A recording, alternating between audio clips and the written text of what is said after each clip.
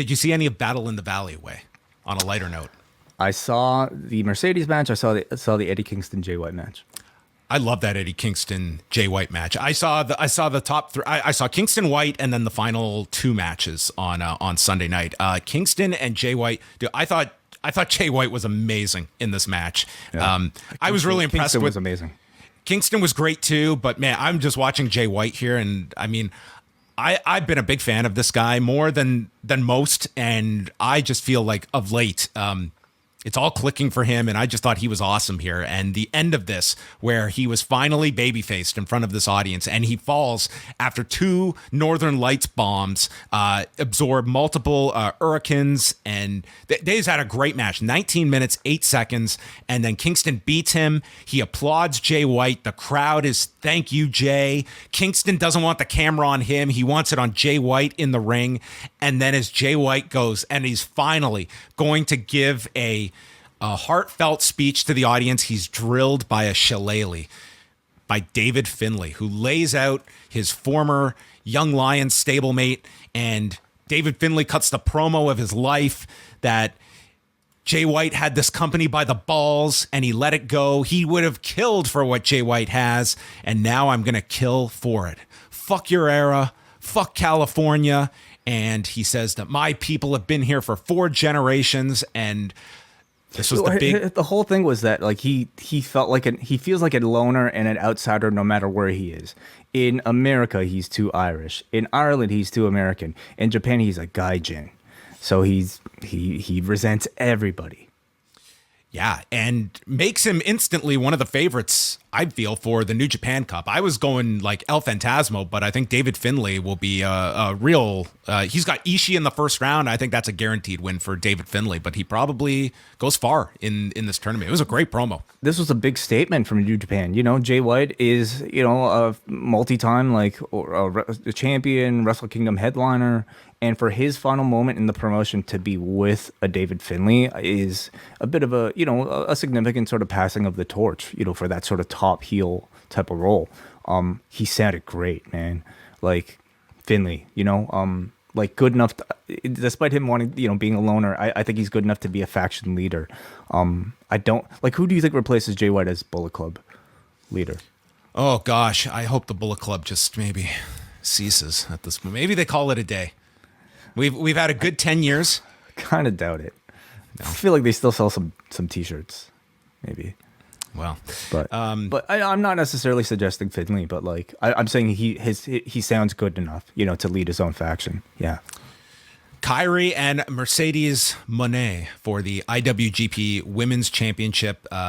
Mercedes came out with a Hana Kimura tribute outfit. Yeah. This looked amazing.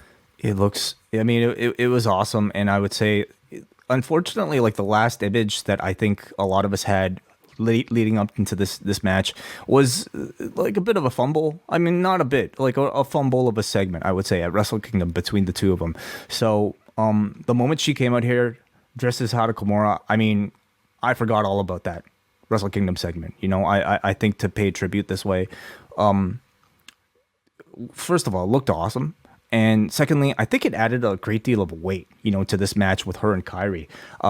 Karen Peterson, in a write-up on our site, I think terrifically puts it. But, you know, essentially it's that there's a lot of significance here because, you know, for Kairi Sane, because she, from my recollection, was one of the first Stardom-attached people to find out about the Hana Kimura tweets.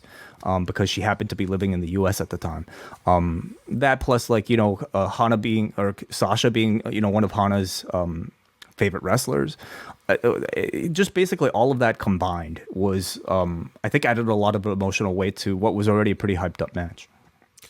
Yeah, they went almost 27 minutes. They had a fantastic match. The audience was with them the whole way. One of the big spots was a power bomb through a table by the stage, which was just looked incredible as Mercedes was put through the table. Big chant of Kairi, and you had Mercedes doing the various Eddie tributes throughout, and Kairi gets her knees up for the frog splash, and then it's Kairi with her own version of the bank statement that Mercedes has been using that was just identified as a crossface. So maybe we need to come up with a name of some sort. Crossface doesn't really cut it, does it? Yeah, I guess how many money puns can there? I mean, they're limitless, really. I mean, now that you've got her with Okada, I mean, they're just going to have to. I mean, Yeah. it's a license to print money. Monet then bites herself free, and then they have their arms locked together, and Monet gets her up on the back and into the Money Maker, and a much better execution of the move this time around. 26-47. Excellent match. This could have closed the show, although the way they ended the show, I didn't really have too much of an issue with the way the match order of what they went. But if you were someone that was really pushing for the women to close the show, they had the better match than Okada Tanahashi, in my opinion. And certainly, people were in this building to see this match. I mean, they sold out this building before Tanahashi and Okada was announced.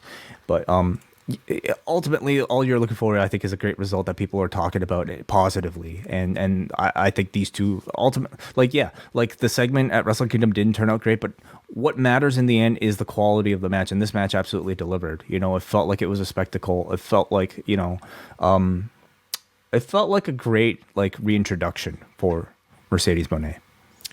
And then Okada Tanahashi, which I'm never going to get tired of these two. They can have their match at Wrestle Kingdom 38, and I will watch it and I'll enjoy it.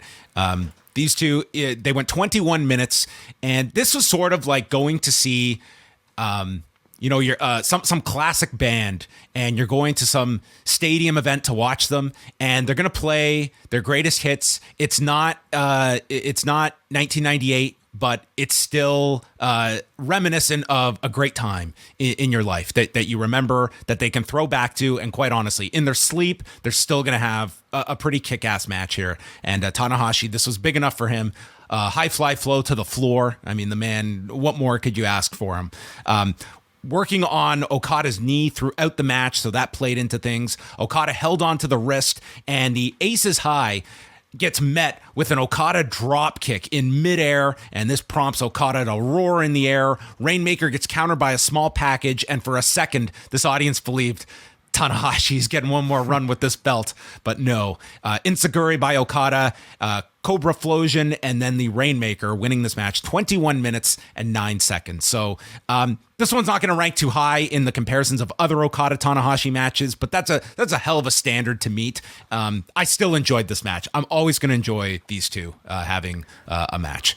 I think having it in front of a U.S. crowd automatically kind of freshens it up, makes it different. Like you said, John, it's like, I don't know, seeing like Metallica has played what's that? What's the song they play all the time? God, Master of Puppets. Yeah, please. They play Master of Puppets evidently like the most out of any of their songs, but to go into one market. This was the Saint Anger album. So even Saint Anger, it's like it's still Metallica. My point was Metallica has played Master of Puppets seemingly everywhere, but have they ever played it in Markham, Ontario? Okay, I'm willing to bet no. So the first time they play it in Markham, Ontario, it's going to be very significant, and maybe that's what Okada Tanahashi was.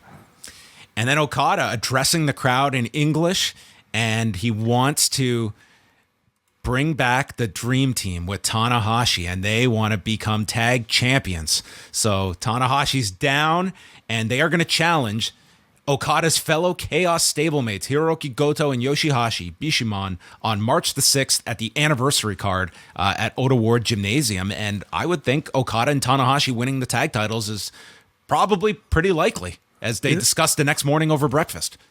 You think so? Why? I think wouldn't that ice the world title? No, not necessarily. Okay. I think you could have Okada, do this dual role. I think it would really bring up the tag titles, and I would not put Okada and Tanahashi together just to lose, even if it's Tanahashi taking the fall. Yeah. Well, we shall see. So, and then Mercedes came out at the end, and she thanks the crowd and says the two of them are the true Dream Team, and posed with their titles, and that's how the show concluded. So I mean, So sorry, just to cut you off, but just talking about this scene here. I mean, first of all, what a great looking set of champions, the two of them. And I think for New Japan, at a time where they're trying to reset and recapture a lot of the audience's attention, to have this be the lasting image, I think is a very positive, close of the night for New Japan Pro Wrestling.